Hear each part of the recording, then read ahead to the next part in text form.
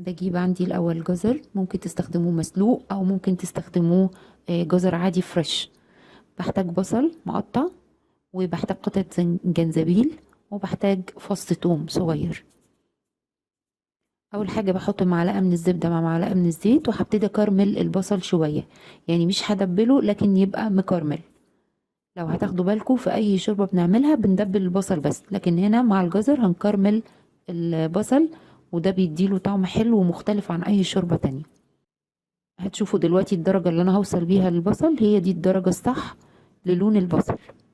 حطيت فص مستكة مع الزبدة والزيت. شايفين اللون بقى؟ هي دي الدرجة الكويسة اللي انا عاوزاها بالظبط.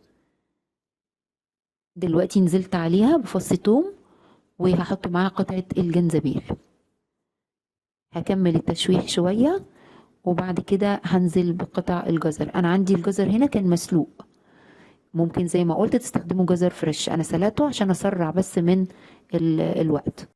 لو عندنا مرقة، شوربة لحمة، شوربة فراخ، هتنفع. لو بتحبوا تستخدموا مكعبات المرقة ممكن برضو تنفع.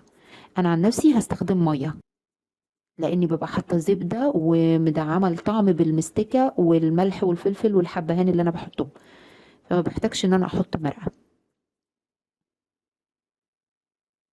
بغطي الجزر كده بالمرقة او بالمية، وبحط شوية الملح، وبسيبه يكمل سوا شوية مع بعضه لحد الجزر عندي ما يستوي سوا كامل ويبقى بيوريه. بعد كده خدته ضربته في الخلاط، وهزود عليه معلقة عسل. طبعا هظبط الملح بتاعه، وهزود عليه معلقة عسل. والإضافة الجديدة إن أنا هحط عليه قطعتين من الجبنة المثلثات، ولو عندكم أي نوع جبنة كريمة هينفع. ممكن تحطوا الجبنة المثلثات، تحطوا الجبنة المربعات اللي هي الكيري، أو أي نوع جبنة كريمي هينفع وهيبقى جميل جدا معاها. وادي شكلها اهو في التقديم بعد ما ضربتها كلها مع بعضها في الخلاط، وقدمتها بالشكل اللي انتوا شايفينه ده. حطيت فوق وشها معلقة من زيت الزيتون، وزينت الوش بعود من الكزبرة. طبعا طريقة التقديم ليكوا فيها حرية الاختيار، جربوها وانا واثقة انها تعجبكم. صحتين وهنا.